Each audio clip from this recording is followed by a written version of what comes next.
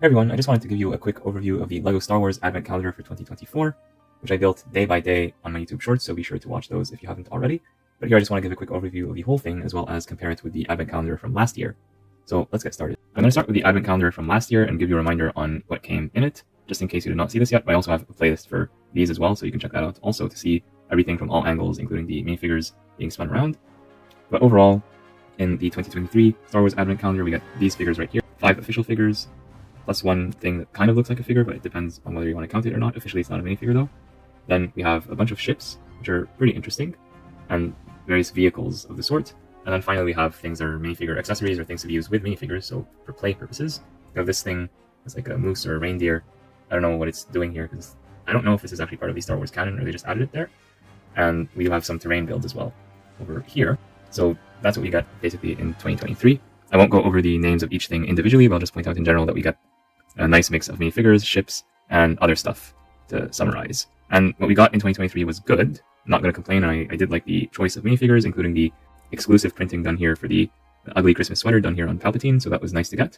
And we also got another exclusive print right here with the Christmas tree theming right there. So that's pretty nice to get always when you have something a bit special for the Advent calendars. But then, how does 2024 fare? Well, I think 2024 is a much bigger improvement. Not to say that 2023 was bad, but the 2024 Advent calendar is so good, in fact, that I wonder, are they going to be able to do better next year? Because everything here is solid, especially the ships. There's so many ships, including the most iconic ships of LEGO Star Wars, all replicated here.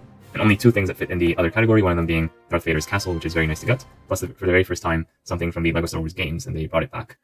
So that's very interesting to see.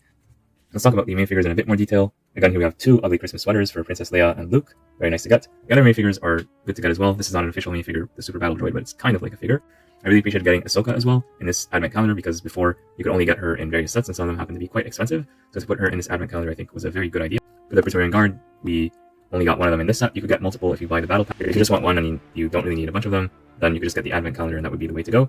Because you also get all of these amazing ships. I'm not going to name them one by one, but you could tell the most iconic ships of LEGO Star Wars are all here. So we have, for example, the X-Wing, the Venator, the Millennium Falcon, obviously, the Ghost, Razor Crest, and most of these have been done in Ultimate Collector Series version, so it's nice to have the tiny version as well as the giant version.